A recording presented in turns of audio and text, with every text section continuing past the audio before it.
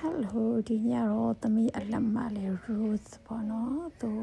Violet သင်တန်းကနေ group 2ကိုသူတို့အကုန်လုံးတီးကြမှာပေါ့နော်ကဲအားလေးကိုကျွန်တော်တို့လိုက်သွားတာပဲဖြစ်ပါတယ်အခုကကျတော့အစမ်း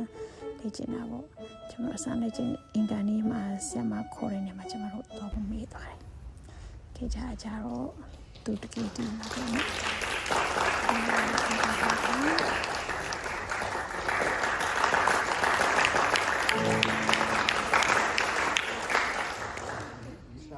帮我提供了。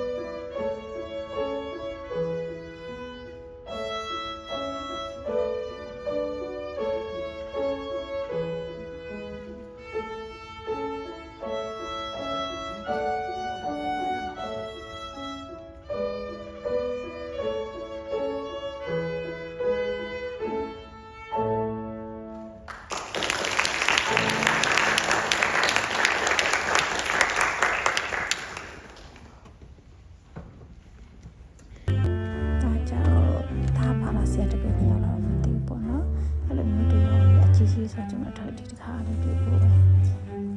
နားထောင်လို့အရင်ကောင်းတယ်သူတို့တိတ်ကမှုတွေကောင်းတာပေါ့နော်ဒီနားထောင်ကြမယ်ကျွန်တော်